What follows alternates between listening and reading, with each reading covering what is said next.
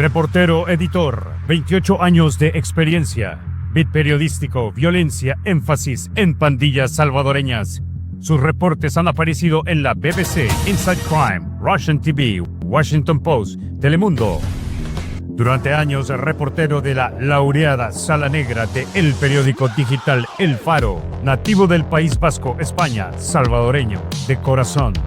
Viajero frecuente de autobuses de transporte metropolitano, escritor de 4 libros, entre ellos Made in El Salvador. Es uno de los pocos salvadoreños periodistas en entrar al CECOT del presidente Bukele, con un amplio seguimiento en plataformas digitales, autodenominado Crónicas Guanacas. Es uno de los pocos periodistas incómodos que queda en El Salvador. Roberto Valencia, hoy en TR Podcast.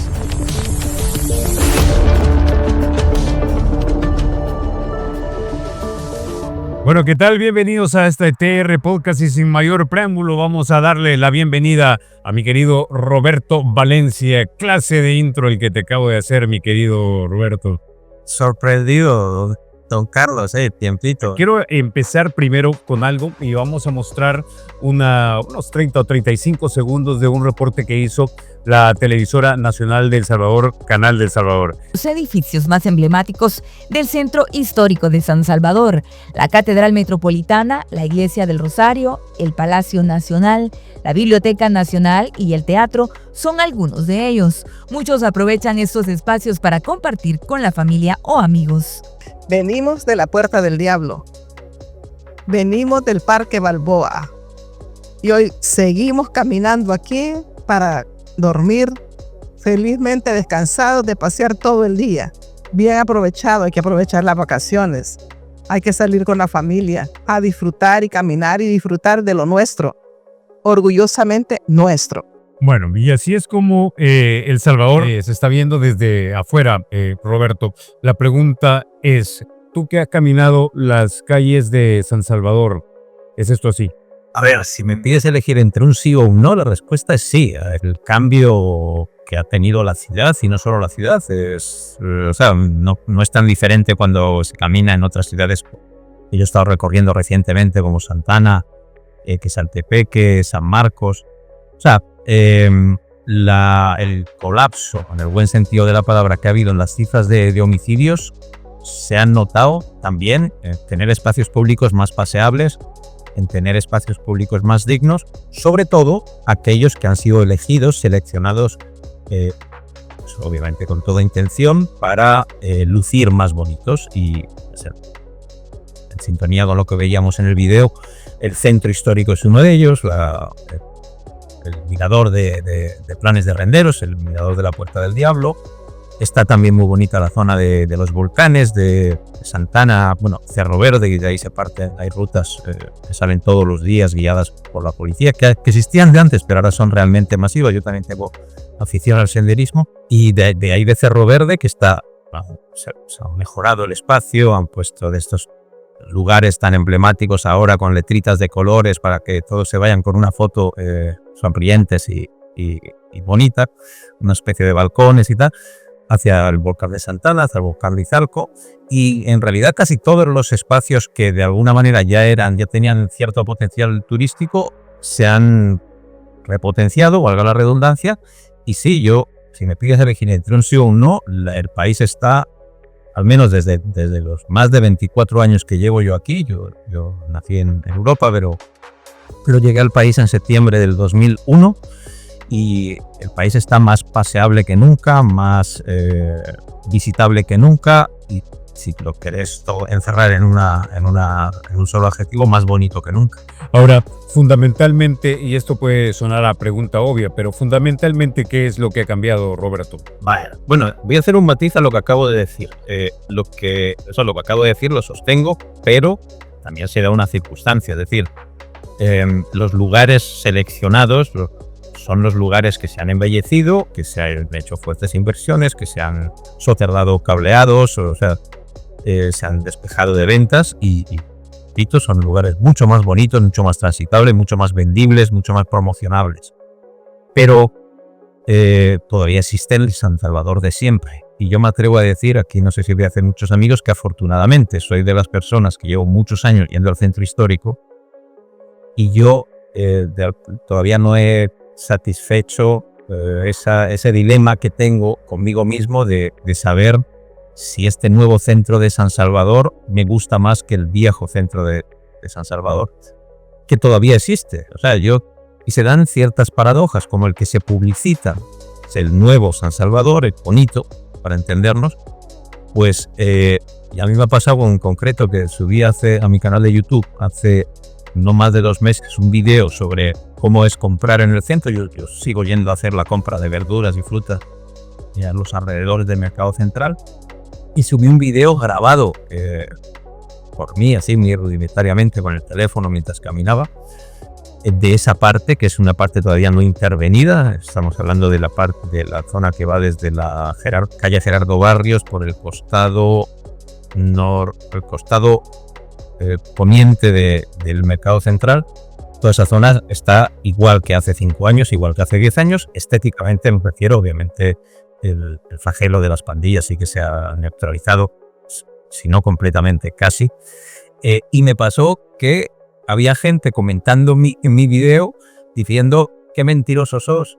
Sobre todo, de hecho, recuerdo un par de personas que eran personas que vivían en Estados Unidos y muy expuestas a la propaganda oficial, muy confiadas en que la propaganda oficial solo te muestra el país tal cual es, cuando en realidad lo que te está mostrando son las partes bonitas del país, que existen, que eso quiero subrayarlo de nuevo, pero se da esa paradoja, al menos yo lo considero así, gente que cuestiona que sigan existiendo partes que, digamos, se parecen más al San Salvador, al centro de San Salvador que he conocido yo desde que llegué al país en 2001.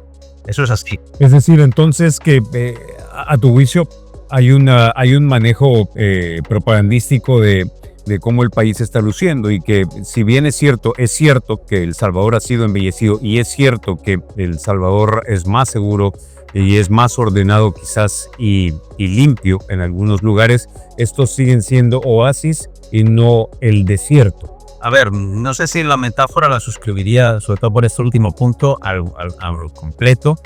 No creo que se trate o sea, esa figura me parece un poquito exagerada, de un oasis en medio de un desierto inmenso, un oasis mínimo, ¿no?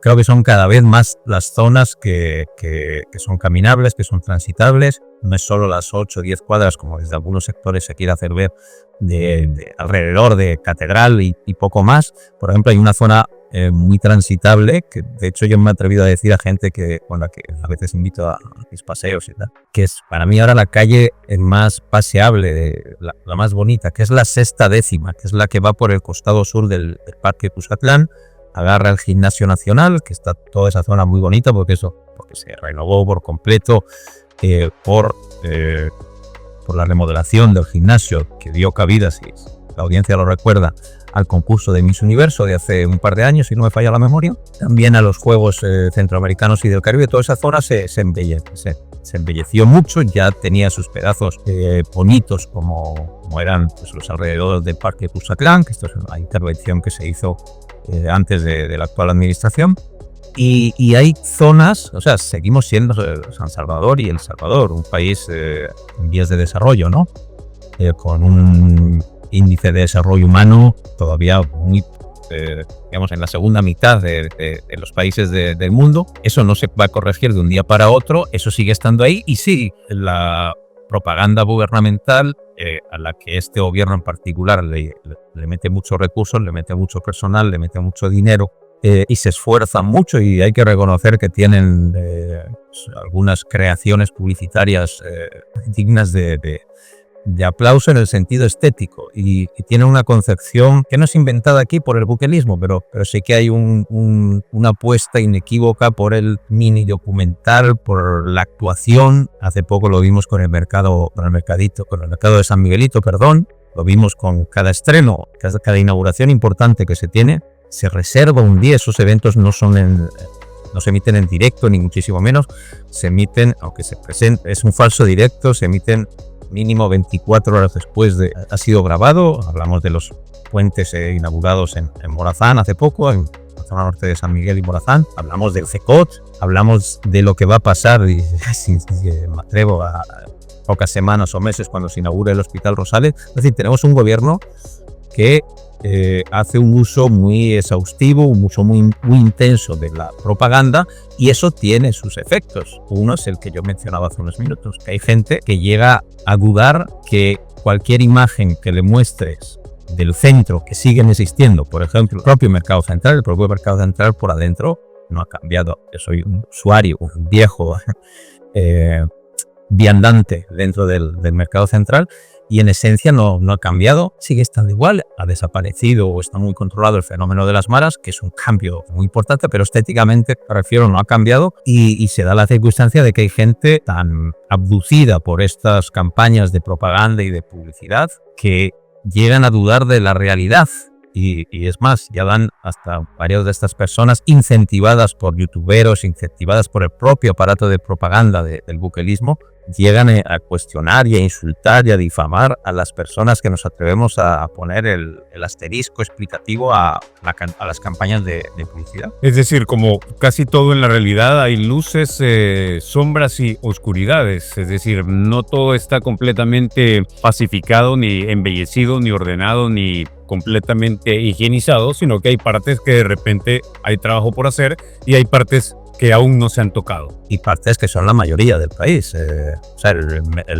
Y hace poco me tocó atravesar todo el centro porque llegué a la zona del parque infantil, ahí me bajé del bus hace un par de semanas, ¿sabes? Y me fui caminando primero hasta la zona de la Costa Rica, la Málaga, el barrio Modelo, Santa Anita, toda esa zona, pasé junto al mercado central, junto al cementerio, Los Ilustres, y hasta abajo, a ver, la inmensa mayoría de lo que yo caminé era el viejo San Salvador. O sea, los espacios liberados y los espacios embellecidos son cada vez más, pero siguen siendo minoría. Y todavía tenemos un San Salvador, porque estas cuestiones no se corrigen de un día para otro, sucio. Tenemos un San Salvador en el que a muchos tramos no hay aceras, o las aceras están en pésimo estado, o están tomadas por los carros, o hay aguas servidas circulando libremente. Eso sigue estando así. O sea, la verdad es que si alguien cree, aunque lleve 20 o 30 años fuera del país, si alguien cree que El Salvador actual,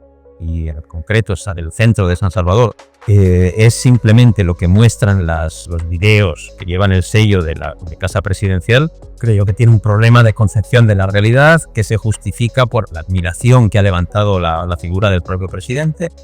Sobre todo, creo que es bastante notorio que es generalizada, es decir, aquí en El Salvador también la figura del presidente levanta muchas simpatías, pero creo que es todavía más acentuado en los salvadoreños que viven fuera del país. Bueno, creo que es importante darle un poco de contexto y sepan que estás hablando con propiedad. Vamos a poner en pantalla algo que tú mismo también has producido, de lo que solía ser El Salvador. Esto es un video que subiste o que grabaste allá por 2016 e ilustra cómo la Policía Nacional Civil pues lleva capturados a una serie de pandilleros, ¿no? Voy también a proyectar algo que hicieron unos colegas de una televisora internacional, pero que de alguna manera nos da el punto de partida para esta siguiente parte del show. Van a tener nada más dos caminos: o se mueren en la montaña de hambre o se entregan a la justicia.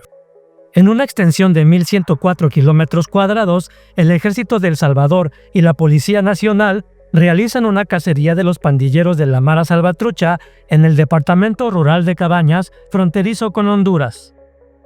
El objetivo es la captura de los remanentes que quedan del programa Cabañas de la MS-13. La operación comenzó este martes por la noche. El presidente Nayib Bukele difundió un video en el que afirmó que las pandillas migran de centros urbanos a esconderse en las zonas rurales fuera de su hábitat natural. Lo vamos a dejar ahí. La primera pregunta que te voy a hacer es la siguiente. ¿Está realmente algún sector de la oposición en el país minimizando el hecho que ha habido una palpable pacificación social, por lo menos en el tema de pandillas? ¿Está minimizando esto? Es decir, ¿está minimizando el hecho de que ahora hay libertad deambulatoria y que eso es realmente una gran cosa? sin duda. O sea, a ver, el hecho puntual del descenso de, por ejemplo, los 18 homicidios diarios que promedió El Salvador en el año 2015, que es el año en el que se promedió una mayor cifra, 18.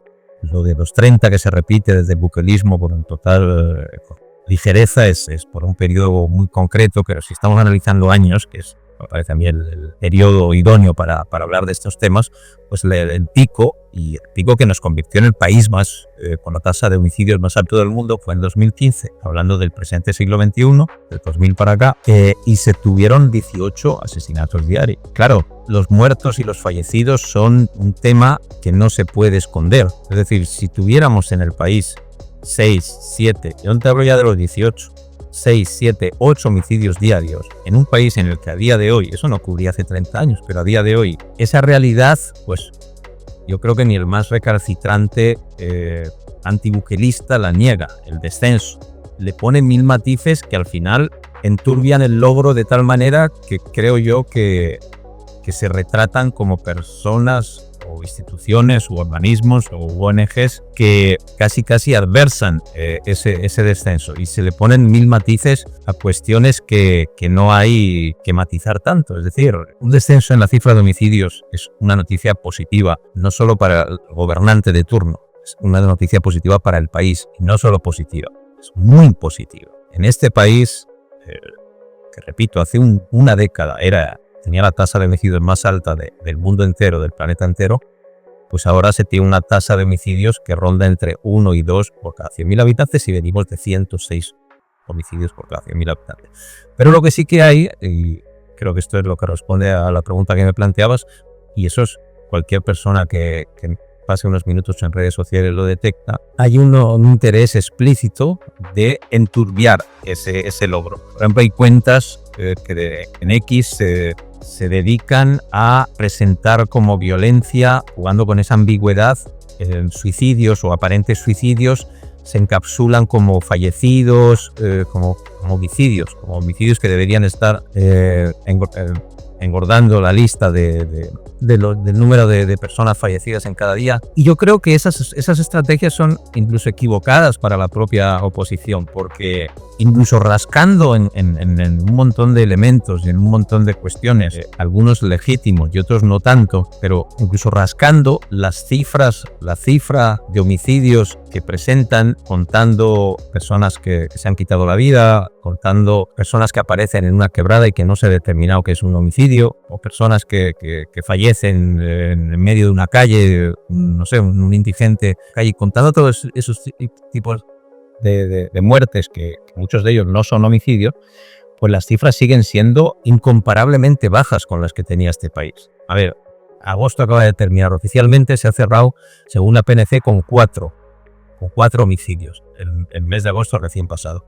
Eso se ajustará en los próximos días y subirá, me atrevo a decir, a 6, 7, 5, porque, como ocurría antaño, se juntan las tres instituciones, una es la PNC, pero se juntan las tres instituciones que hacen monitoreo de violencia homicida, las otras dos son Fiscalía General de la República e Instituto de Medicina Legal, y revisan sus datos y siempre ajustan y suele ser al alza. Eso ha ocurrido ahora y ocurre siempre. Ponete que termine en 6 o 7 y ponete que con el maquillaje que aplica el buquelismo a su sistema, a su contabilidad de violencia homicida, que eso es un hecho, o sea, el buquelismo maquilla la cifra y consigue restar algunos homicidios. ¿Qué me refiero? A gente delincuentes o supuestos delincuentes fallecidos en intercambios con fuerzas de seguridad, con Fuerza Armada o Policía Nacional Civil. Descuenta también los homicidios las personas que aparecen en fosas. Descuenta también, no meten en la cesta de los homicidios las personas que aparecen, que fallecen con signos de violencia en los centros penales. Es decir, hace un maquillaje, pero contando todo ese maquillaje y contando ese plus, ese maquillaje a la inversa que le aplican desde algunos sectores de oposición, agosto no ha llegado a 30 homicidios. Incluso en esa versión exagerada en la que se sobreincrementan artificialmente el número de homicidios que están ocurriendo, no alcanza la cifra de 30. Y El Salvador es un país, no nos vayamos a comparar con agosto de 2015, que como repito, como dije hace unos momentos, fue el año más violento de lo que va de siglo. Se registraron 918 asesinatos. 918. Un mes promedio en El Salvador, un buen mes en El Salvador en esos años, 2010, 12, 13, 14, olvidémonos de 2015. Era el mes que terminaba abajo de 300 homicidios. Si en El Salvador ocurrían 300 homicidios en un mes, se registraba, que luego estaba el fenómeno de los desaparecidos, y se registraban 300 homicidios en un mes, era un buen mes. Y ahorita tenemos un conteo oficial maquillado de 4 y un conteo maquillado a la inversa de parte de algunos sectores de oposición que no llega a 30. 10 veces menos homicidios. Muchísimos menos. O sea, 10 veces, o sea, sería una reducción del 90% en el escenario del mes promedio y en el escenario de que varios de los homicidios que cuentan como muerte violenta y que presentan como muerte violenta algunos sectores de oposición sean realmente homicidios, que no lo son, hay casos muy claros. Entonces tenemos esta dinámica, esta dialéctica que creo yo, esa es mi opinión, que termina haciéndole un favor al propio bukelismo, porque el tema de la violencia homicida no es un tema como puede ser el crecimiento económico o el endeudamiento del país, que al final hay unas fuentes que no son accesibles, o sea, que no los datos que manejan esas fuentes, pues los manejan esas fuentes y punto, y nos presentan unas cifras y las creemos o no las creemos, pero no tenemos manera de medir como ciudadanos si el PIB aumentó un 1.3 o un 1.6. Sin embargo, en el tema de los homicidios, sí que, en especial en las colonias que más afectadas estuvieran por el fenómeno de las maras, sí tienen una manera inequívoca de medir que la situación ha mejorado radicalmente, y es salir de la puerta de la casa a las 8 de la noche. Es decir, ahora genera una pupusería en ese pasaje, en esa colonia problemática, estigmatizada. No voy a mencionar ninguna particular para no seguir contribuyendo a esa estigmatización, pero la ciudadanía, sobre todo, repito, en esas comunidades que más sufrieron el fenómeno de las maras, es la que más sabe el cambio que ha ocurrido ahí. No se trata de reportes que también, de reportes de medicina legal, de análisis entre expertos perfumados y encorbatados en platós de televisión. No, la gente ya ve que la situación ahora respecto a hace 5 años, y estoy eligiendo voluntariamente 5 años, cuando todavía estaba gobernando el mismo presidente que está gobernando a día de hoy, la gente vive ese cambio. Y cuando usted le tiene a intentar matizar y a intentar ensuciar esa realidad que ellos ven y comprueban día a día, pues se genera un choque con esas personas o con esas instituciones o con esas cuentas de redes sociales que están pretendiendo ensuciar ese logro en particular. Es decir, al margen de que las cuentas del gobierno y de lo que antes era la mesa técnica gubernamental para contabilizar la criminalidad, aun que haya maquillaje para abajo y aunque haya también maquillaje para arriba de la oposición, la realidad se impone pues ante la capacidad de la gente de poder captar la realidad a través de sus teléfonos, y que esto no podría ocultarse si hubiese realmente gente fallecida en barrancos, en calles, en callejones. Esto sería captado y entonces la narrativa gubernamental sería desmentida. ¿Es esto lo que me estás diciendo? Sí, es que, a ver, yo ya repito, vivo aquí desde el año 2001. ¿Cuántas veces no nos tocó estar en una trabazón generada por un homicidio? Eso pasaba, y si pasaba en zonas un poquito más acomodadas, imagínense lo que pasaba en sectores más populares de municipios en los que el fenómeno de las pandillas afectaba todavía más, como puede ser Soyapango, como puede ser Ilopango, San Martín, Mexicanos, Tepeque, Colón. Entonces la gente que va en bus, yo viajé en bus constantemente, la gente va con el teléfono en la mano, va chateando, va hablando, O sea, son realidades que la gente está viviendo y percibiendo y que están en sintonía directa con el grado de aprobación que tiene el actual presidente de la República.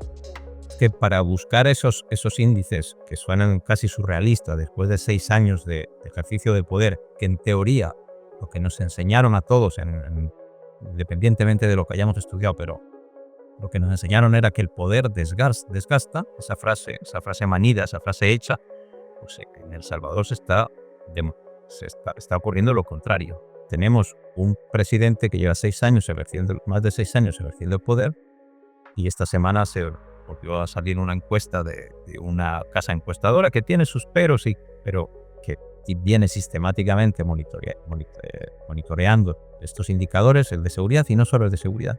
Y la tasa de aprobación en concreto de la figura del presidente de la República ronda el 90%. Y esas son cuestiones que en muy pocos países, si es que en algunos ha ocurrido algo así.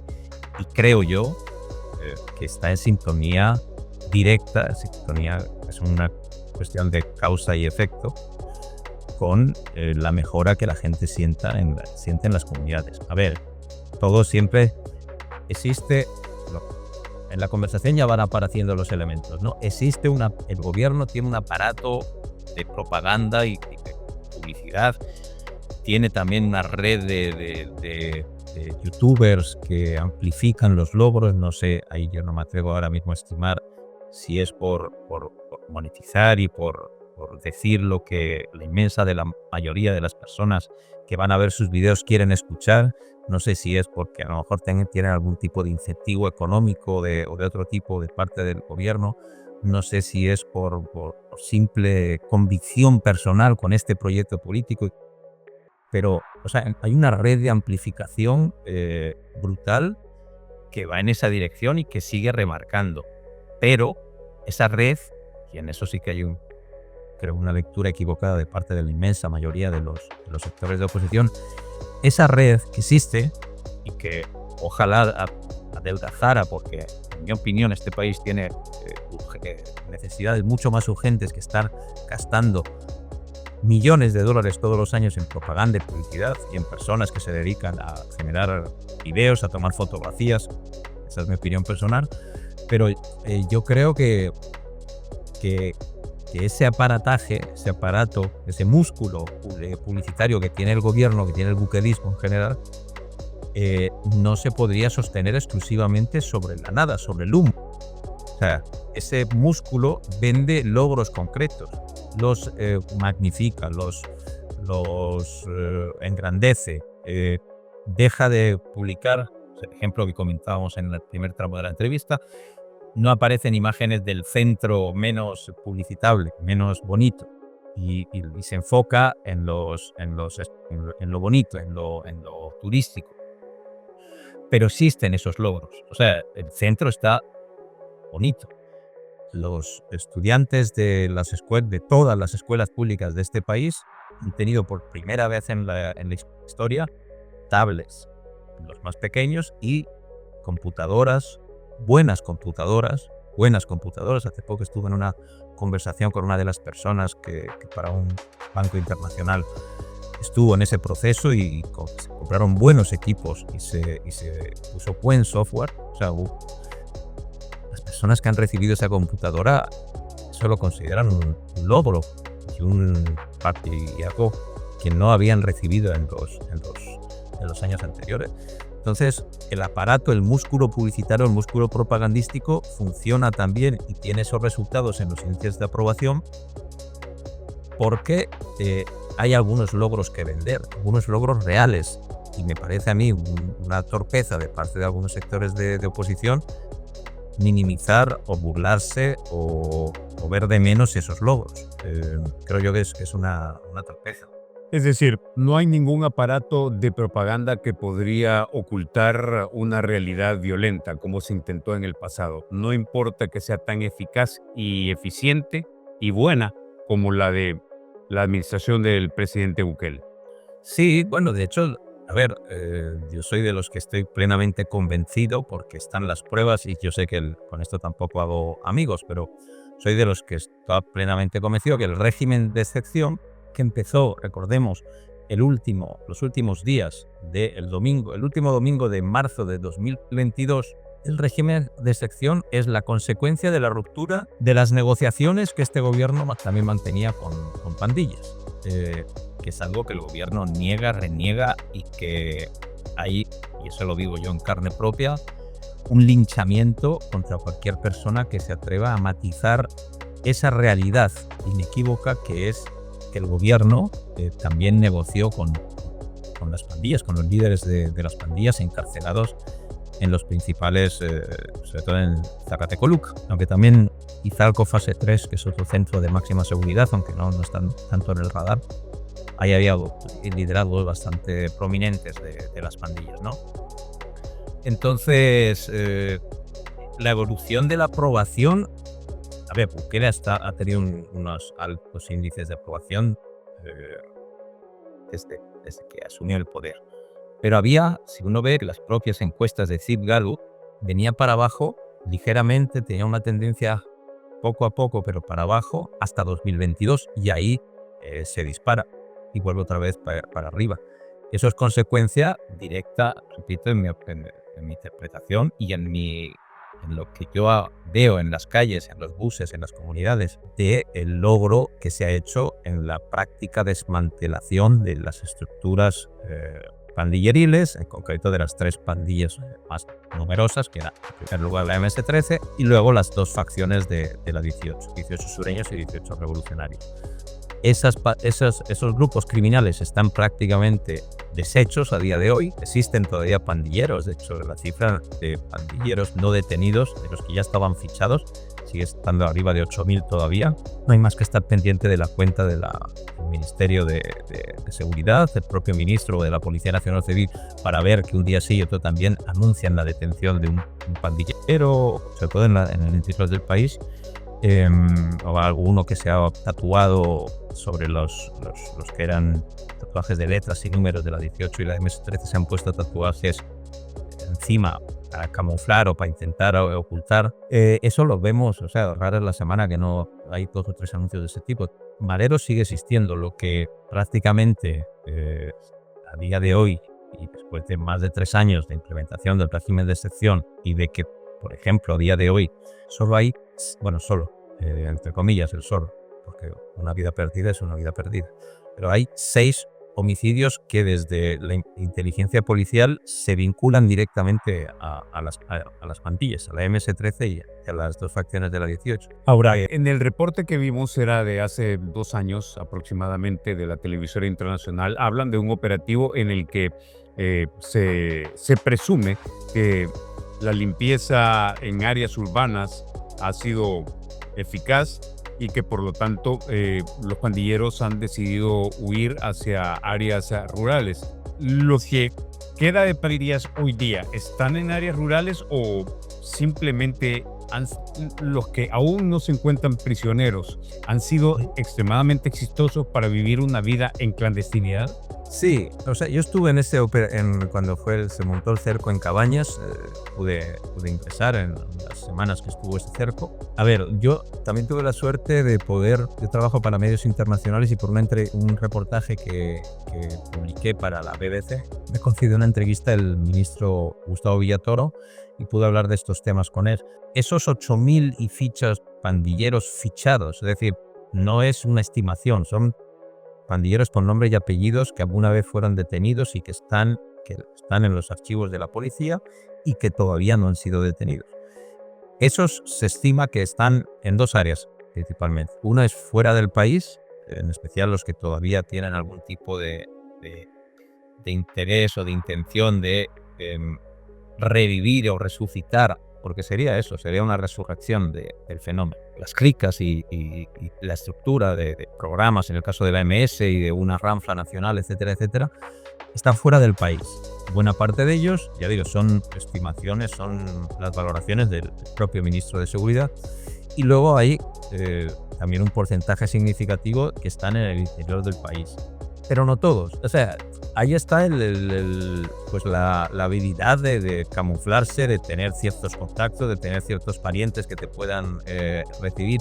Lo que sí que es un hecho, salvo contadas excepciones, es que las personas que estaban en un área urbana, en una colonia estigmatizada X, por la intervención tan fuerte que tuvo ahí el Estado, prácticamente, o detuvieron a casi todos, y los pocos que no se tuvieron que ir, no han llegado, al menos no se tiene constancia a día de hoy, a intentar reactivar la pandilla en el cantón del interior del país en el que se hayan refugiado. Están escondidos. Eso es lo que tenemos sobre la mesa a día de hoy. A ver, estamos hablando de un fenómeno masivo, generalizado. En sus años de mayor expansión, las clicas de las diferentes pandillas controlaban, me atrevo a decir, el 60-70% del territorio nacional, y existe la posibilidad de que haya algún grupito operando en algún lugar y que todavía tenga cierto poder y que estén, de hecho, extorsionando de alguna manera, pero es residual. O sea, esos casos, un fenómeno tan masivo y tan generalizado como fue el de las maras, y con tanta incidencia y con tanto en el diario vivir, y con tanto terror que causaron y tanto miedo que sigue habiendo en algunos sectores de la población a que te caiga un día una llamada y te digan: somos letras, somos los números, pues van a tener que pagar esto, caso de personas que tengan una tiendita o cosas así. O sea, no descarto que eso siga existiendo en algún cantón, en alguna colonia, en algún lugar en específico, o que se esté incluso intentando reactivar. Para mucha gente, el mundo de las pandillas era un estilo de vida que ha sido golpeado duramente, afortunadamente. Pero, o sea, eso no se descarta, yo al menos no lo descarto, pero que existan esos, ahí sí, oasis de actividad pandilleril en un desierto de práctica inactividad pandilleril, no creo que sea un elemento para a día de hoy. Yo no sé lo que va a ocurrir dentro de 6 meses o dentro de un año, pero a día de hoy no creo que se pueda aseverar que en términos generales la actividad pandilleril supone una amenaza y una incidencia en el día a día, en el diario vivir de decenas de miles de salvadoreños que vivían en las comunidades más golpeadas por el fenómeno de las maras. Y aquí voy a inyectarle otra idea. Tú fuiste parte de una sección especializada del periódico digital El Faro llamado Sala Negra. Esta sección del periódico documentaba lo que era vivir bajo el yugo de las pandillas en El Salvador. Entonces quisiera que hicieras un contraste entre lo que era vivir en una de esas zonas estigmatizadas bajo el control casi total o total de las pandillas versus lo que ahora se está viviendo en el país, para que la gente entienda. El tema de la Sala Negra, sí. La Sala Negra es, modestia aparte, seguramente uno de los esfuerzos periodísticos más interesantes que se hicieron, no solo en El Salvador, por supuesto, en toda América Latina. Fueron intentos honestos desde los ímpetus de cuando se tiene de 30 años, no ya ahora que se peinan demasiadas canas, y de un grupo de periodistas que quisimos documentar no solo El Salvador, porque en principio monitoreábamos 4 países, también los 3 países del Triángulo Norte: El Salvador, Guatemala, Honduras y también Nicaragua. Y se hicieron una serie de reportajes muy enfocados casi exclusivamente enfocados en el fenómeno de la violencia en general y de las maras en particular. Y quedaron piezas que retratan el mundo de las pandillas y sobre todo el mundo de las víctimas de las pandillas. O sea, piezas que yo tengo publicadas y a las que le invertí meses de trabajo son retratos en palabras, son fotografías con palabras de fenómenos criminales que afortunadamente, creo yo, hubo gente que quiso retratar. Me refiero, por ejemplo, a Yo Violada. Este país, el fenómeno de la violación tumultuaria de jovencitas, niñas en muchos casos, menores de edad, de parte de clicas enteras, era no un hecho que sucedía esporádicamente, era un hecho que sucedía con una asiduidad que debía sonrojarnos como sociedad. Pues bueno, esa crónica en particular, que lleva mi firma, que se llama Yo Violada, retrata ese fenómeno. Y creo yo que es un acierto retratar con la crudeza, con lo que se retrata en esa crónica, ese fenómeno para saber lo que teníamos. Y ahora, de alguna manera, celebrar que eso, no me atrevo a decir que haya desaparecido por completo, pero que obviamente ocurre en mucha menor medida que hace 10, 15, 20 años. Y eso es lo que se hacía. Claro, Sala Negra era parte del Faro. Yo llevo 24 años en el país, he trabajado muchos años en el Diario de Hoy, muchos años en la prensa, muchos años como freelance, y hasta 2019 me eché también mis 6-7 años en el Faro. La inmensa mayoría dentro de este proyecto de la Sala Negra.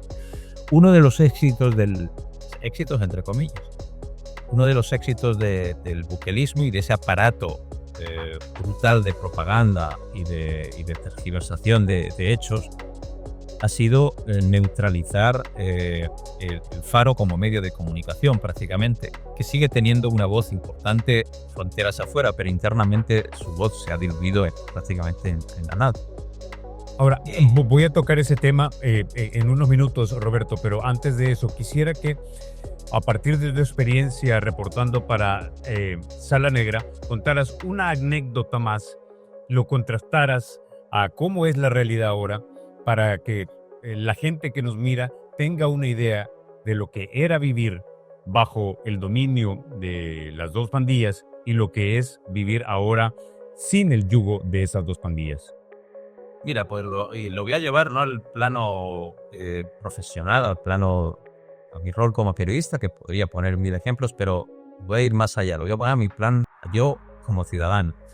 A ver, yo que tengo buena costumbre de pasear mucho y de caminar mucho en la ciudad, yo ahora entro con total libertad en comunidades que no me atrevía a entrar y que era un peligro entrar. O sea, no era porque uno pueden ser sus propios miedos los que magnifican una situación que quizá no sea tanto. Eso pasa, ¿no? Pasa a veces, pero no es el caso. La comunidad Las Palmas es una comunidad de más de 10.000 personas que tiene escasos recursos y que está inserta en una de las zonas más prósperas de la ciudad. La comunidad Las Palmas es la que corre prácticamente paralela a la zona rosa, a la calle que está a la zona rosa de la Colonia Escalón, de la San Benito, toda la parte de atrás de lo que era la Feria Internacional. Todo es lo que hay ahí, ese bolsón de pobreza que hay ahí es la comunidad de Las Palmas. Yo ahí entré como periodista, haciendo gestiones con los líderes comunitarios, que a su vez hacían gestiones con las pandillas, porque ahí no se podía entrar. O sea, se podía entrar poniendo tu vida, o sea, prácticamente jugándote una ruleta rusa, porque las pandillas eran muy celosas de sus territorios, tenían sistemas muy efectivos de vigilancia, con postes que llaman ellos, y no entraba, o sea, no había manera de entrar sin que la pandilla lo supiera. Ahí en particular la pandilla que operaba era las 18 revolucionarios, y como era una zona, o sea, había una clica muy fuerte, ten en cuenta las zonas que había alrededor, que eran fuente de ingresos vía extorsión, todos los negocios de la zona rosa, etcétera, etcétera. Entonces ahí se movía mucho dinero y de ahí salieron algunos de los liderazgos más importantes de las pandillas en general y de las 18 revolucionarios en particular, como son el Chino Tres Colas, uno le sonará, o el Muerto de Las Palmas.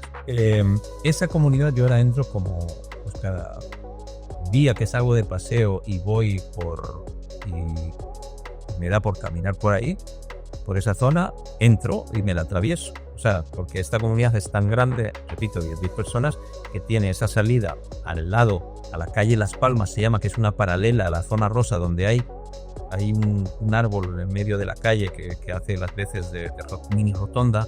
Esa es la calle Las Palmas, completamente paralela a la zona rosa, a la carísima zona rosa. Todo lo que hay ahí, para arriba y para abajo, que por ahí pasa la quebrada, esta comunidad Las Palmas. Y ahora, pues ya digo, yo el día que quiero pasear, no hablo como periodista, sino como ciudadano, quiero darme mi paseo y hacer mis 8.000, 10.000 pasos, y voy por esa zona, pues por ahí entro y me paro y bajo la cancha y me siento ahí un rato. Cuestiones que repito, y no era por miedo o por temor inducido, sino por conocimiento, antes era completamente imposible. Antes de pasar al estado del periodismo salvadoreño, quiero traer a colación también esto, el CECOT, el Centro de Confinamiento del Terrorismo. Tengo entendido que tú eres uno de los pocos periodistas salvadoreños que ha entrado a este afamado centro penitenciario en Latinoamérica. Si es que no eres el único periodista salvadoreño que ha logrado entrar y en más de una ocasión. Vamos, entonces cuéntanos un poco de esto, de qué es lo que podemos ver adentro del CECOT, porque hemos visto a youtubers entrar, a comunicadores de YouTube, diríamos. No sé qué tan confiables son, no sé qué tan rigurosos son, no sé qué tanto es simplemente hablar las luces, si es que las hay, del CECOT, o solo hablar las sombras del CECOT o las oscuridades del CECOT. Quisiera escuchar lo que tú viste y cómo lo viste, pues. Al CECOT yo he ingresado 2 veces. ¿Por qué he ingresado al CECOT? Porque como periodista que trabaja para medios internacionales, hice una gestión ante la Secretaría de Comunicaciones, como hay que hacer, como se hacen las cosas, y afortunadamente las 2 fructificaron. No siempre pasa, de hecho lo había pedido en más ocasiones. Una vez fue para la BBC. Fue una crónica que está publicada, cualquiera puede leer. Yo logré que me dejaran entrar la noche de Navidad, la noche de Nochebuena, perdón, la del 24 al 25, y cenar primero con los privados de libertad, con esas personas que hemos visto sentadas en el suelo, y luego con los custodios, porque me interesaba conocer los dos puntos de vista. Pero ese día cené 2 veces. Te repito, la noche de Nochebuena, cuando toda la gente está en familia dándose las grandes comilonas, pues yo decidí como periodista hacer este esfuerzo, hice la gestión y logré ese permiso. Y la otra, eso fue en diciembre, el 24 de diciembre del 2023. Y la otra ha sido este año, creo que por abril, logré entrar, en ese caso, como fixer, es decir, como ayudante de una cadena estadounidense que se llama ABC News, muy famosa, supongo que tu audiencia lo ubicará perfectamente, y que quería esos accesos y quería hacer una serie de trabajos en el país, y como hacen estos medios estadounidenses, que es lo más habitual, contratan a alguien en el país al que viajan, porque es un equipo que vino desde fuera, y les facilita. Y yo hice las gestiones y afortunadamente salieron. Igual que las que hizo, porque ese mismo día entraron dos equipos. Uno de CNN, estoy hablando de abril, era cuando recién habían venido los venezolanos y ya estaba empezando a agarrar vuelo el tema del salvadoreño Kilmar Abre.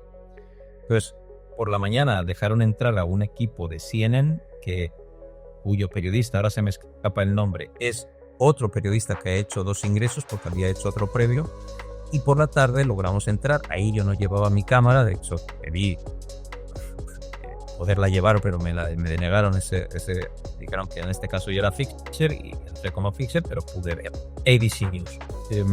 Aparte de este servidor, han entrado muchos otros medios que no están, creo yo, que están libres de toda sospecha de ser medios buquelistas. Me refiero a todas las agencias internacionales.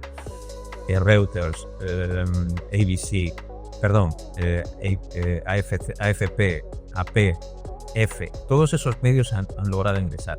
Medios internacionales de renombre y que incluso son constantemente vilipendiados por Bukele o por el buquelismo en general, como El País de España, la BBC, la edición en inglés, también logró entrar. Bueno, y se me escapan ahora. El grupo de periodistas que estaban aquí cubriendo de manera bastante crítica, algunos de ellos como El País, les hicieron un tour. Vaya.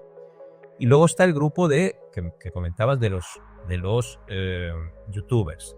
Obviamente yo no voy a hablar por ellos. Esta es gente que está en otra dinámica, no son periodistas, ellos no se consideran periodistas, al menos con los que he hablado yo, y lo que quieren es hacer un espectáculo y generar unas visitas y monetizar esas visitas. Y son más fácilmente manipulables. ¿En qué me fijo yo para hacer esta aseveración? Que puede ser hasta irrespetuosa. Pues en qué elementos. O sea, yo he visto varios de estos videos en los que ellos se jactan de que les dicen no miren a los privados de libertad a los ojos. Y lo cuentan como si fuera algo que realmente sea cierto, que no hay que mirar a estos privados de libertad a los ojos, cuando era una manera de decirles, vaya, se hemos dejado meter aquí las cámaras, cállense ya. Y luego están las condiciones que pone uno como periodista. Yo creo haber sido una de las personas que en esa visita del día de Navidad tuvo mayores facilidades. ¿Por qué? Porque yo logré, si ven los videos que se han subido sobre el CECOT, sobre todo de youtubers o de medios como CNN o ABC, les permiten entrevistar a algunos privados de libertad, pero seleccionados.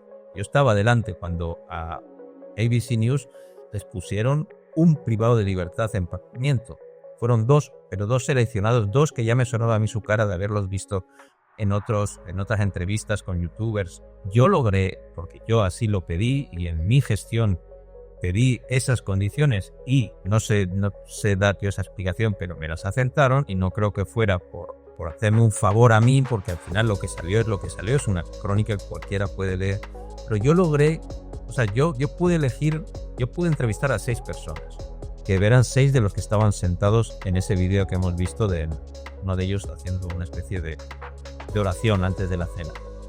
De esos 6 yo elegí entre 80. Yo fui quien dije este y este. Y no solo eso, yo fui quien decidió cuál de las celdas, de las 32 celdas que hay, era la que yo quería que vaciaran para cenar con ellos.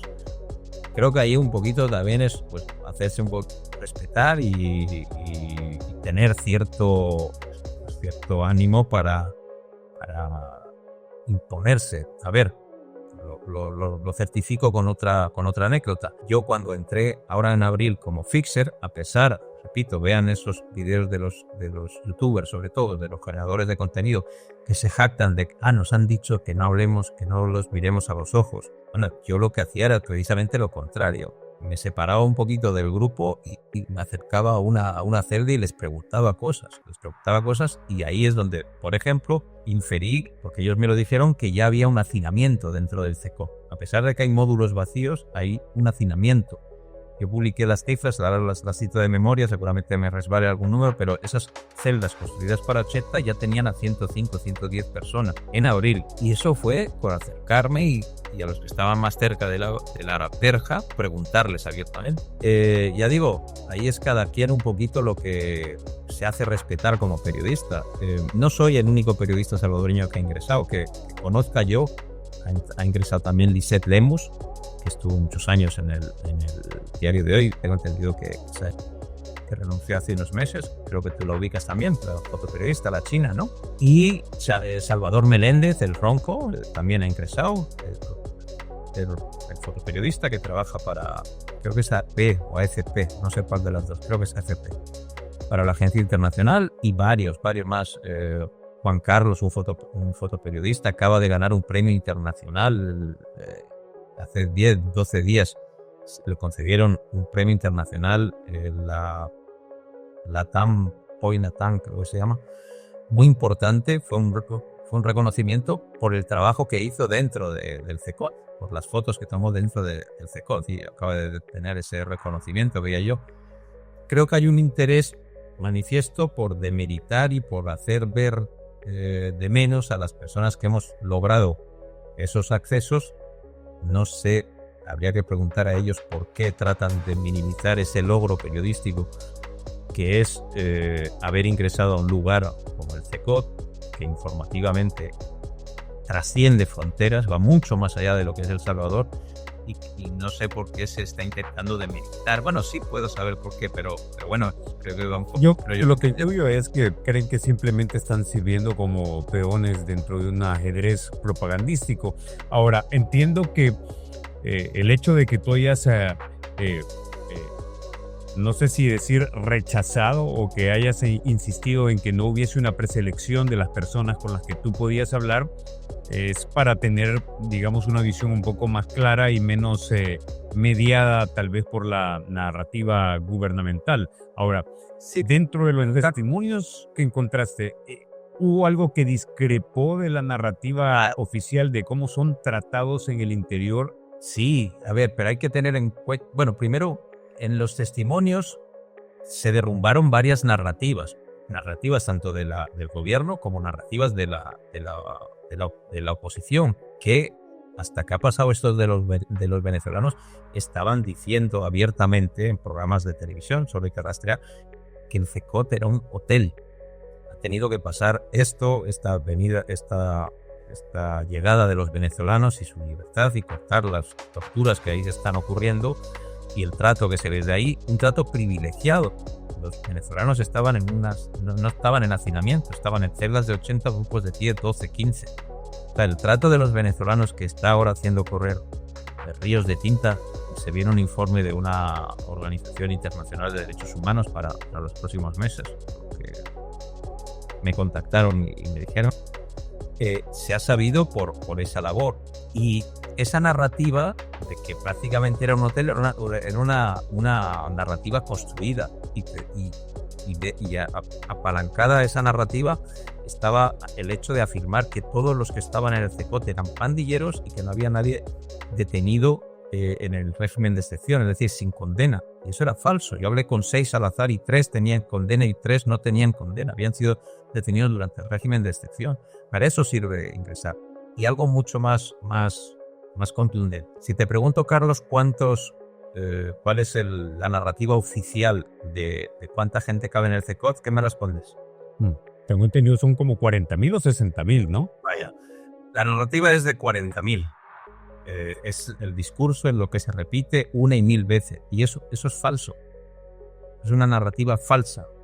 Igual que es falso lo de afirmar que llevamos 1000 días sin homicidios bajo la administración de Bukele. Técnicamente es falso. ¿Eso significa que no ha habido un descenso de la violencia? No, pero técnicamente es falso porque se están haciendo un maquillaje que homicidios que ocurren y que son inequívocamente homicidios no los cuentan, entonces engordan los días sin homicidio. Pero el punto es mucho más claro, el punto de la capacidad real del CECOT. La capacidad real del CECOT es 8 pabellones, 8 módulos, en los que hay 32 celdas y cada celda se ha construido para 80 personas. Eso sabe 20.000 y poco. Esa es la capacidad real del CECOT. El discurso oficial, la propaganda que ejerce muy bien y que desarrolla muy bien y que hace este gobierno, habla de 40.000. Y que algún día vaya a haber ahí 40.000, pues no lo dudo. Igual que en un carro que se construye para 5 personas, si quieres puedes meter a 8. O sea, los metes ahí doblados, unos encima de otros, pero ese carro no está hecho para 8 personas, ni para 9, ni para 10. Es un carrito, un sedán hecho para 5. Pues de eso estamos hablando. El CECOT está hecho para poco más de 20.000 personas. Y eso, eso se supo, y eso que va en contra de una narrativa oficial que está intentando vender, que ese es el centro, la cárcel más segura y la cárcel más grande, pues eso se permite, al menos yo llegué a esas conclusiones sacando esas cifras y consiguiendo la confirmación tácita del director del CECOT por haber entrado ahí. Y como eso, otros tantos elementos. Por ejemplo, haber entrado ahí sirve para confirmar que el CECOT son bodegas, almacenes para personas, que no tiene la más mínima vocación de reinsertar a estas personas, que es lo que exige la Constitución. Son bodegas de personas donde no hay espacios para visitas, que una madre visite a su hijo. Otro elemento, por ejemplo, que logré descubrir yo y que publiqué por esas visitas. En el CECOT no hay solo pandilleros. Hay cientos y cientos de privados de libertad que son privados de libertad en fase de confianza, que no son pandilleros y que ocupan un módulo, ellos solos.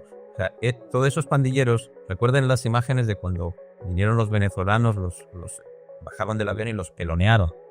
Esos hombres que se ven vestidos de amarillos peloneando a los venezolanos es parte de ese personal que no son pandilleros, no son internos. Sí, son internos, son privados de libertad, pero son de fase de confianza. Ese trabajo que hacen en el CECOT les está restando a su condena, porque están ya en la fase de confianza. Y no es solo pelonear, es limpiar. El CECOT es inmenso. Hay que distribuir la comida 3 veces al día, mañana, mediodía y noche. Hay que limpiar todo ese instrumental para no sé cuántas personas habrá ahora mismo, 18.000, 19.000, porque el gobierno maneja con mucho hermetismo esto. Yo creo que por ahí todo eso se pudo descubrir por esas visitas y otros elementos que de hecho tengo todavía en deuda con una revista francesa que me ha pedido un ensayo sobre esta dinámica. Y bueno, al final, no sé si nos estamos explayando de más sobre este tema, pero creo yo que ingresar al CECOT se hace con espíritu crítico. Sí, yo vi también un tour que hicieron a youtubers donde estaba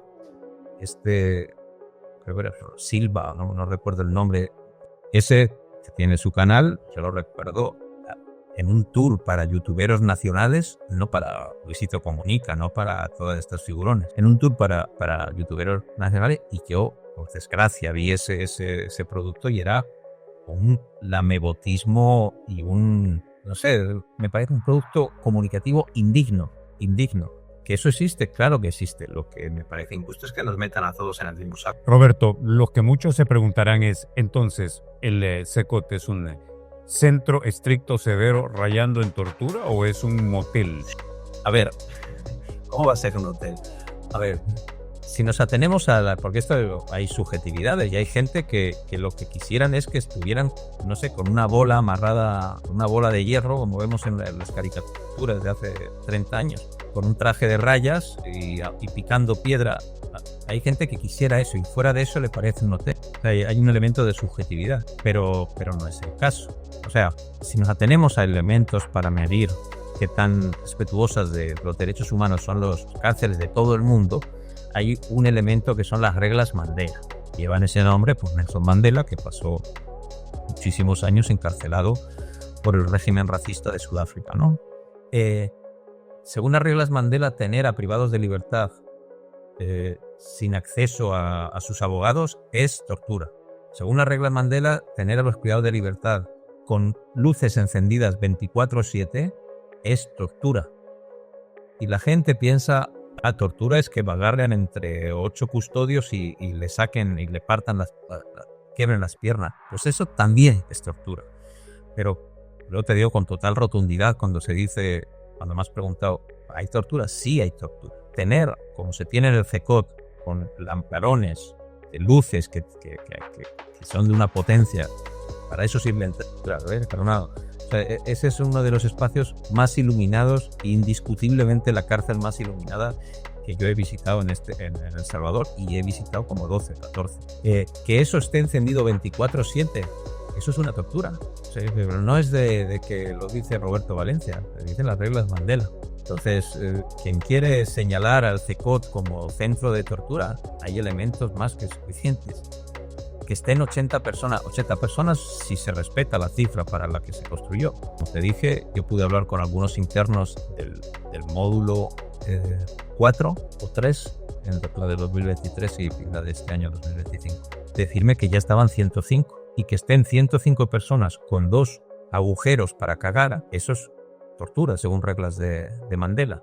Y repito, habrá gente que pensará que hasta mucho, que deberían cagarse encima. Vaya, pues que cada quien piense lo que quiera, pero objetivamente etiquetar esos comportamientos y calificarlos como tortura no es una interpretación sesgada promovida por una ONG financiada por intereses oscuros. Es un hecho, si nos atenemos a esa herramienta internacional de medición que son las reglas Mandela. Cualquiera puede ahora mismo consultar y verificar que son esas reglas Mandela y que según esa reglamentación se puede etiquetar como tortura o no. Pasemos a otro tema ahora, Roberto, y es el tema de del periodismo en El Salvador. Algunos creen que la libertad de publicación, la libertad de expresión, la libertad de reportear está duramente restringida, está duramente bloqueada y que es una amenaza a la integridad misma del periodista ejercer su profesión. ¿Es esto así? Sí. A ver, yo repito, 24 años en el país, he conocido a 2, 4, 5 presidentes distintos. Indiscutiblemente, el presidente que más ha endurecido las condiciones para el ejercicio del periodismo es Nayib Bukele. Y eso, o sea, va desde, por ejemplo, ningunear por completo y volver papel mojado la ley de acceso a la información. La ley de acceso a la información que no es una herramienta para los periodistas, es para cualquier investigador, para cualquier ciudadano que necesita, para un estudiante que necesita hacer unas tareas y necesita ciertos datos públicos, para eso existe la ley de acceso a la información, pues es prácticamente papel mojado. Existe unas condiciones fomentadas muchas veces desde el oficialismo y desde cuentas de diputados de acoso y derribo contra voces críticas, que eso no existían nunca. Existe un hecho como que docenas de personas que trabajaban en medios de comunicación hayan optado por irse del país. Eso es un hecho, no es completamente nuevo. Yo soy una persona que tuvo que también salir del país por temor a represalias y por temor a mi vida y a la de mi familia, por el gobierno de Sánchez Cerén, en 2015 en concreto, por un reportaje que publicamos. También he tenido que hacerlo con Nayib Bukele, por una entrevista que hice en marzo de 2022. Tuve que ir casi un mes a Guatemala.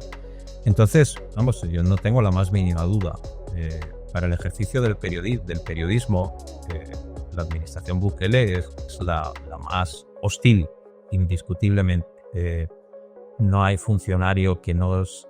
O sea, es a cuentagotas que concedan entrevistas a medios que no sean medios que tienen... o son medios oficiales, como los canales Canal 10, El Salvador, etcétera, o los tienen de alguna manera sometidos por la presión como anunciantes o como Estado. O sea, esa frase recurrente del periodismo de se buscó a tal funcionario para conocer las reacciones ante esta denuncia. Y no hablo de cuestiones de corrupción, cuestiones de manejo indebido de dinero, cuestiones de una calle.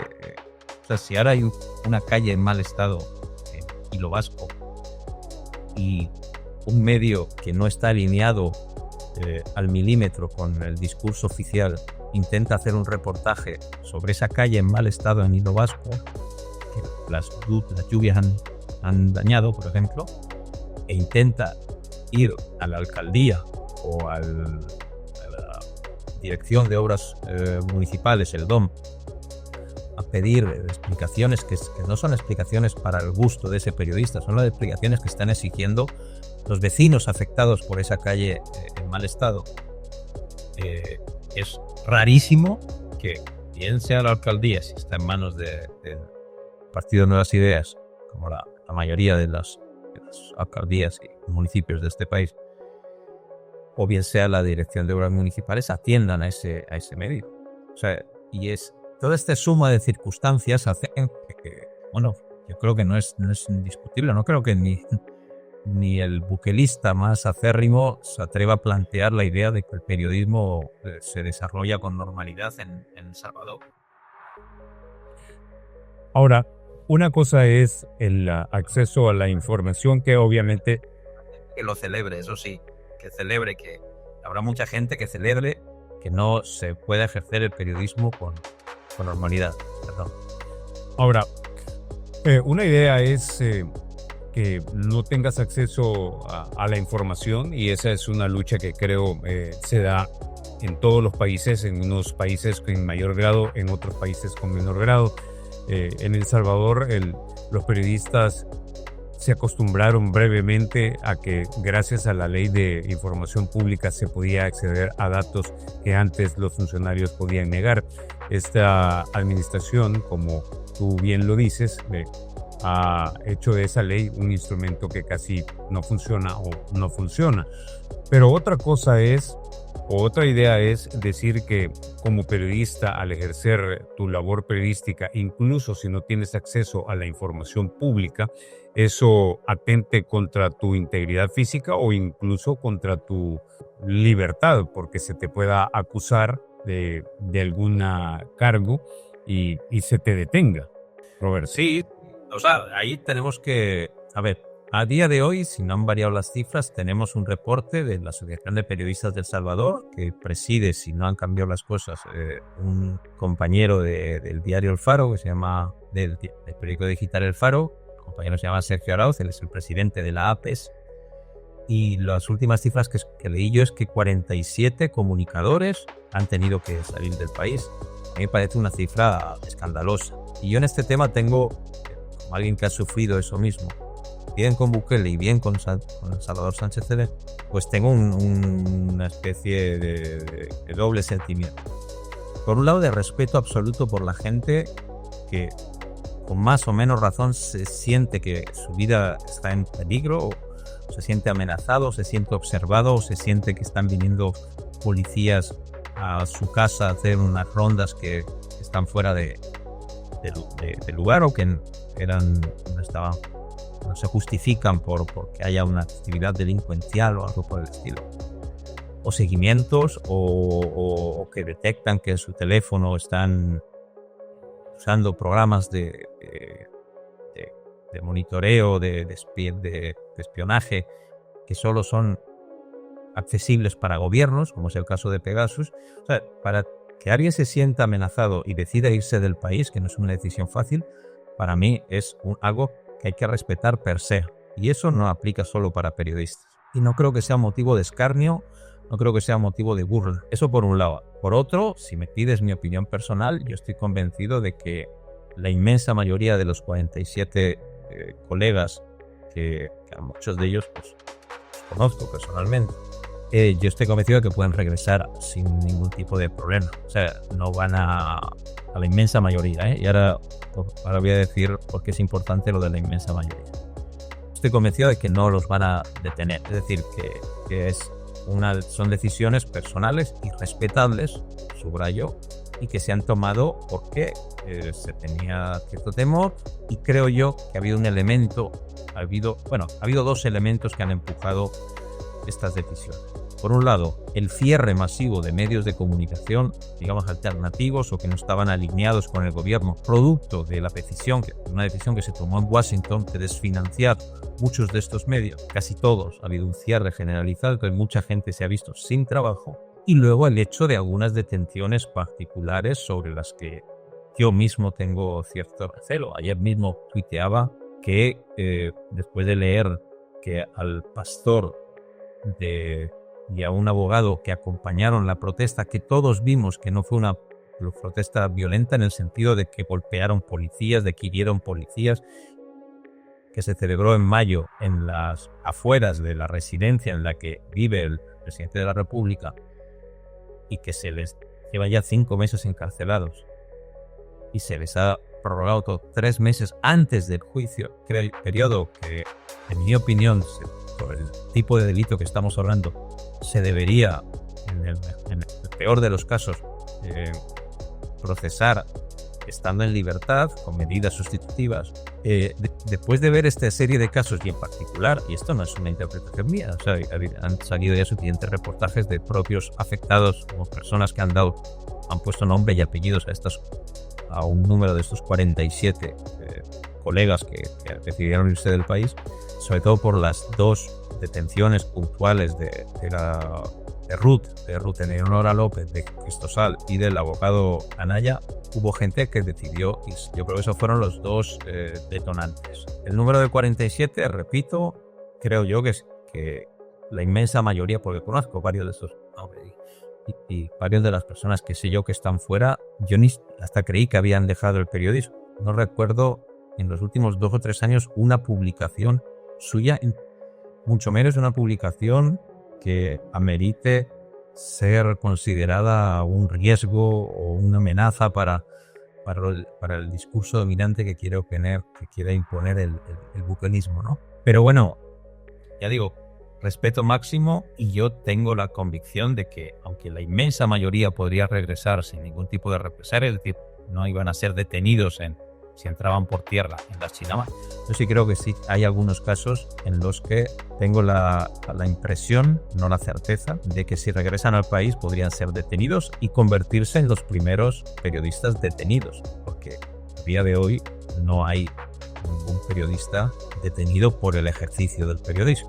En concreto, a ponerle nombre y apellidos, yo creo que sí que existe un riesgo de detención para los periodistas que firmaron la entrevista con el Charlie de la 18 Revolucionarios y con otro pandillero que no dio la cara pero siguió el nombre, Liro Boy, también de la 18 Revolucionarios, que dijeron y pusieron rostro a las prácticas que cometió el bucanismo, entre ellas brindar una serie de apoyos, y en el caso concreto del caso de Liro Boy, que a un alto funcionario del gobierno lo liberara y lo llevara hasta la frontera con Guatemala y en el caso del Charlie, que una vez estando detenido ya bajo el régimen de excepción, que se fue en abril del 22, llegó una llamada misteriosa que lo liberaron de inmediato. Creo que los periodistas que hicieron esa entrevista, que son en particular los hermanos Martínez del Faro, Carlos y Oscar, sí que tienen... o sea, yo si estuviera en su lugar no regresaría a El Salvador, y no porque así tengan que ser las cosas. O sea, no tengo la más mínima duda de que lo que hicieron es un producto periodístico, una entrevista legítima con actores importantes que tienen cosas que decir sobre procesos que obviamente no le gustan al oficialismo, porque en este tema en particular intentan mantener una línea y un discurso y una narrativa que es falsa y que está disociada de la realidad, como que ellos no negociaron con las pandillas, a pesar de las incontables pruebas que existen, como la libertad del CRUC, como los permisos que se dieron y que están registrados en documentación oficial con sellos de centros penales, de permisos que se daban para salidas a estos principales líderes con los que estaban negociando, a hospitales privados desde Zacatecoluca, desde Izalco fase 3, todo ese volumen de información, y que las entrevistas, en particular con el Charlie, no vinieron más que a poner la cereza en un pastel que ya estaba cocinado desde hace años, pues a pesar de que, repito, de la certeza que tengo yo de que es un producto periodístico legítimo y que como sociedad deberíamos estar agradeciendo que haya periodistas y que haya personas que traten de desenmascarar las mentiras que tratan de ponerse desde el oficialismo, yo tengo la sospecha de que sí que podrían tener problemas si regresan al país. ¿Y sobre qué baso estas sospechas? Pues sobre diferentes elementos, pero me quedo con uno. Hace poco escuchaba a uno de los voceros de este grupo de aplauso que se ha creado de supuestos intelectuales, que es Círculo de Reflexión Política Siglo XXI. A mí me gusta hacer la broma de que es un círculo de genuflexión política siglo XXI. Y uno de sus voceros, que es profesor de bachillerato, se llama Rafael Bóchez, se atrevió a tuitear que los delitos que habían cometido tanto Carlos como Oscar, y hablaba de colaboración con terroristas. Por ahí está el tuit. Claro, cuando tienes a gente tan cercana al poder, al oficialismo, tuiteando ya abiertamente que hay unos delitos, y tuiteándolo animando el encarcelamiento de estos colegas, pues creo yo que son elementos más que suficientes para pensar que la amenaza es real.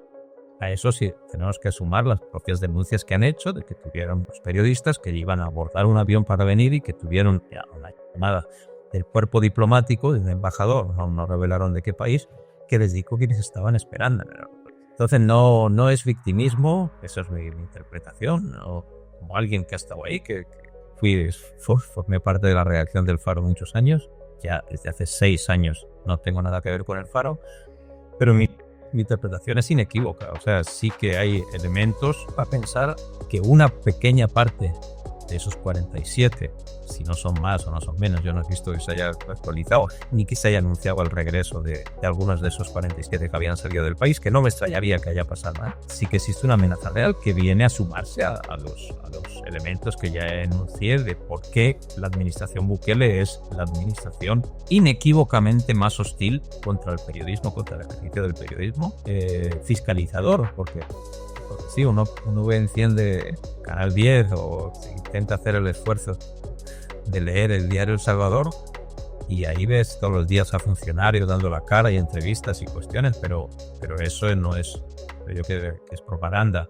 No, eso no es periodismo, no tiene nada que ver con el periodismo. El periodismo crítico. Dime, ¿el periodismo crítico está? Peor que nunca. O sea, la administración Bukele, vuelvo a repetir la idea, es la que más ha golpeado el periodismo independiente. Ahora, Roberto, en ese punto, realmente entonces mucha gente dice, se puede leer esto en redes sociales o se puede escuchar también a muy famosos comunicadores de YouTuber que dicen, miren, miembros de la oposición salen criticando severamente y a veces rayan con insultos personales hacia el presidente, funcionarios o incluso hacia su familia, y sin embargo no están prisioneros. Lo mismo pasa con periodistas de los medios tradicionales, como el periódico El Diario de Hoy o de la prensa gráfica, que no se encuentran detenidos. Y es el argumento que muchos utilizan para decir que hablar acerca de limitar la libertad de expresión y la libertad de publicación y de ejercer el periodismo son ampliamente afirmaciones exageradas.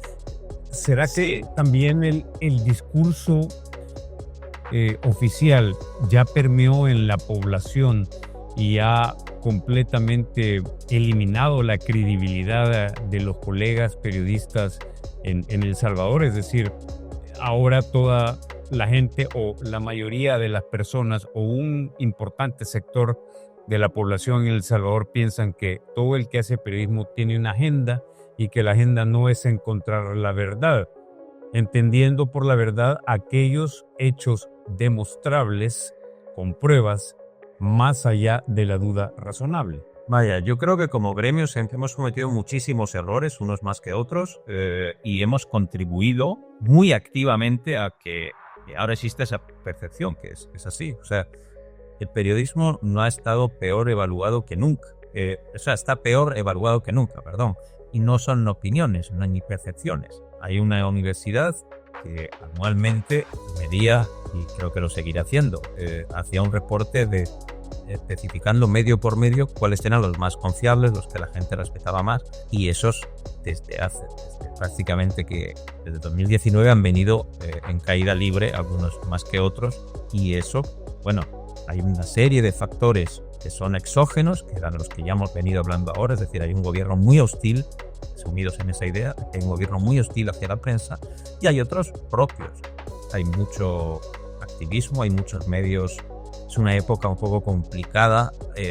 Hay una parte de verdad en las denuncias de que hay financiamientos que dirigen de alguna manera hacia una línea ciertas coberturas, sobre todo con temas de feminismo, con temas de minorías LGTBI, con temas de indígenas, aunque en el país no habla tanto. Esos son hechos, y luego hay una serie de errores que todos, y yo el primero, seguramente cometemos como periodistas, pero vaya, yo no tengo claro que yo tengo muy claro que a pesar de esos errores que se han cometido desde adentro, desde el gremio, algunos de manera más reincidente, algunos de manera más comedida, y que sí que hay medios que sí que de alguna manera rectifican cuando cometen un error o publican una información no contrastada, pero yo no tengo, para mí la lectura es clara. A pesar de esos errores internos, el principal responsable de que exista esa animadversión hacia la prensa es una voluntad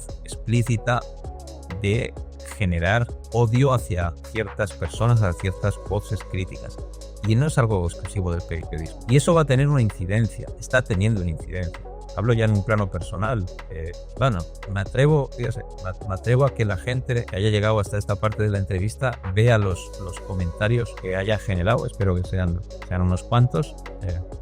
Si esta entrevista genera comentarios, estoy convencido de que la mayoría serán insultos, o que entre a mi cuenta X, Guanacas, y vea los tweets y vea el odio y la animadversión que hay. Y eso tiene una razón de ser. Primero, no es gratuito. No es el pueblo que está cansado contra tal periodista, contra tal político, contra tal académico. Eso ahí está muy bien dirigido, y hay personas y hay sectores dentro del buquelismo que se dedican expresamente a eso. Y eso tiene una función. Tiene una función de acobardar y de que la gente que se atreve a expresar opiniones que no están alineadas al milímetro con el oficialismo, que debería ser lo más normal en una sociedad democrática, es más, lo más sano, pues se lo piense 1, 2 y 10 veces antes de escribir un tweet, antes de siquiera tener una conversación con amigos que no sean de extrema confianza, o a ir a un programa de televisión a externar su opinión abiertamente, o,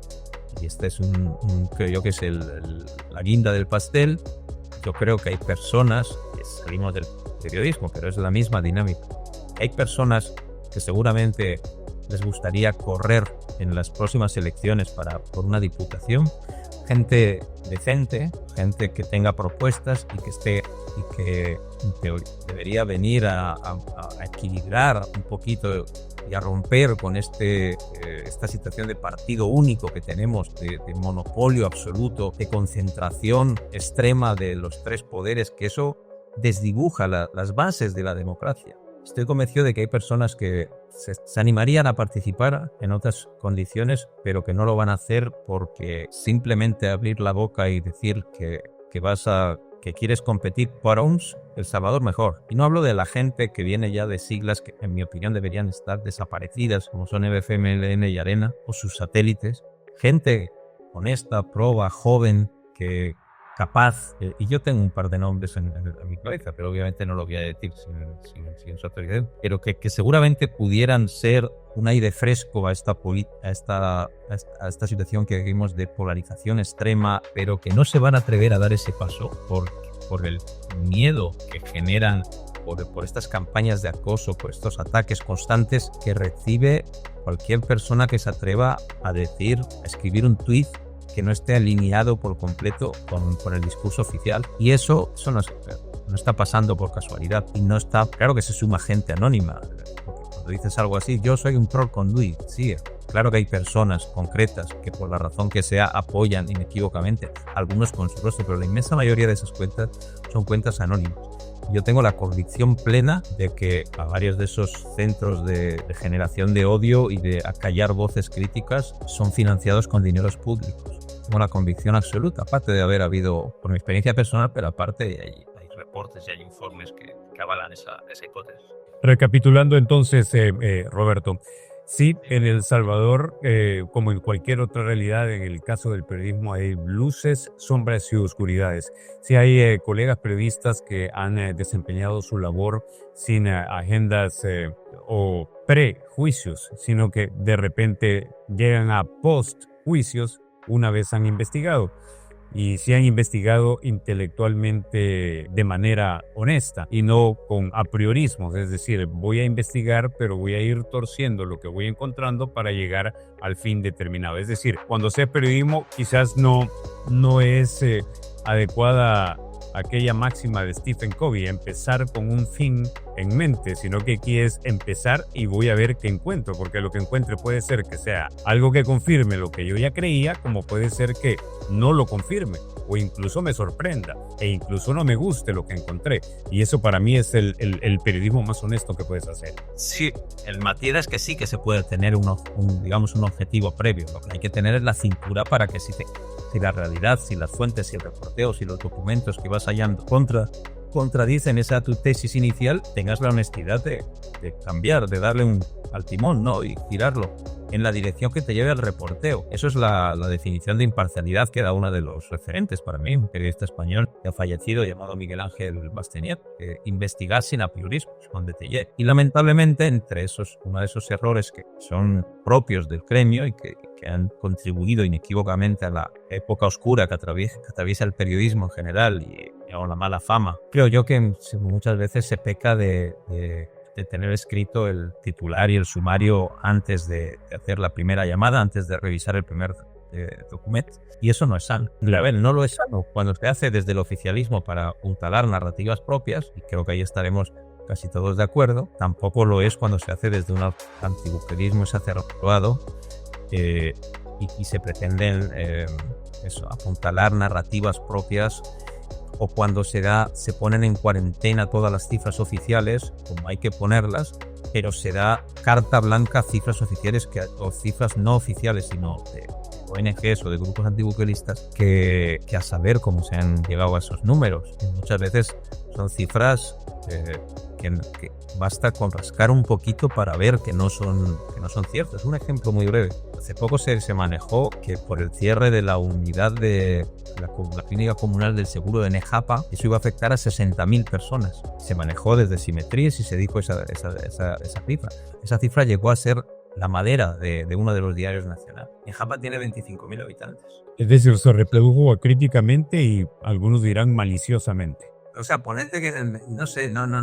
Ahí tendríamos que preguntar a la fuente y a los que replicaron eso. Pero yo me quedo ahora estamos hablando de los periodistas, ¿no? Si o sea, es algo obvio. O sea, ¿cuántos asegurados puede haber en Nejapa? Y no podemos decir, es que a lo mejor llegan de municipios de alrededor. No, los municipios de alrededor son Apopa y Quesaltepeque.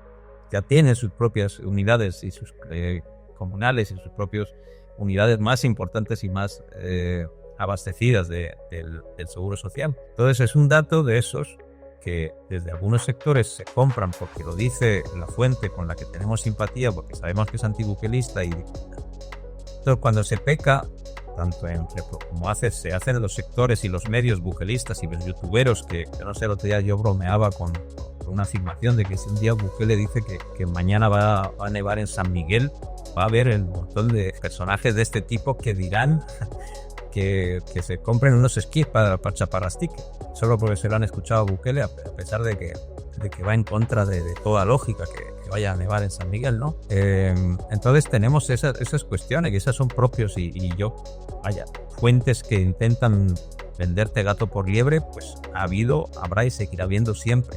Creo yo que el periodista tiene que hacer el esfuerzo por filtrar y no perdonar absolutamente nada y no creer y desconfiar absolutamente todo de esa fuente con la que uno como persona o el medio para el que trabaja tiene cierta línea editorial, y tampoco contra las fuentes que cuestionan el oficialismo.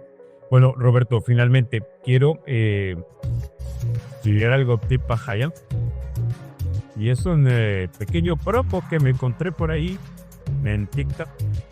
Bueno, de hecho tú me lo enviaste. Y es el de tu libro, ¿no? Made in El Salvador. Made in El Salvador.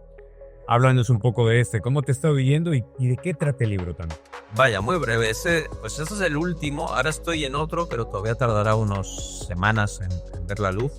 No, meses incluso. El libro más reciente que he publicado es Made in El Salvador, que es una recopilación de crónicas de todo tipo. Hay sobre el fenómeno de la violencia, está Yo Violada, que salió en la conversación, por ejemplo. Pero hay también crónicas sobre cómo se opera desde dentro, cómo funciona comandos de salvamento, o cómo se vive el fútbol en Vietnam, en el sector popular del estadio de Ushuaia, o una crónica que le fui a hacer a Cádiz, la ciudad en la que jugó el Mágico González, sobre lo mucho que siguen queriendo al mejor futbolista centroamericano de la historia, o perfiles sobre Alejandro Guzmán, sobre la doctora María Isabel Rodríguez, sobre el psicoculturista Yuri.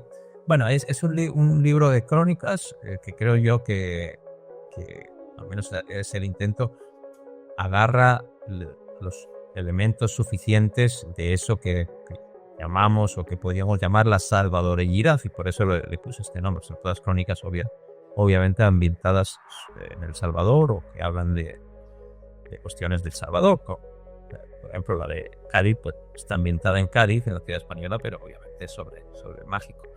Y es un libro que pues ya ahora justo está cumpliendo los 3 años de que salió. Se sigue vendiendo muy bien, está en todas las librerías, y en Estados Unidos, que es ahí donde estás tú, si alguien se anima, ahora vía Amazon se puede solicitar y llega en papel impreso, se pone en ebook o en papel, y llega, Amazon se lo envía a la puerta de la casa.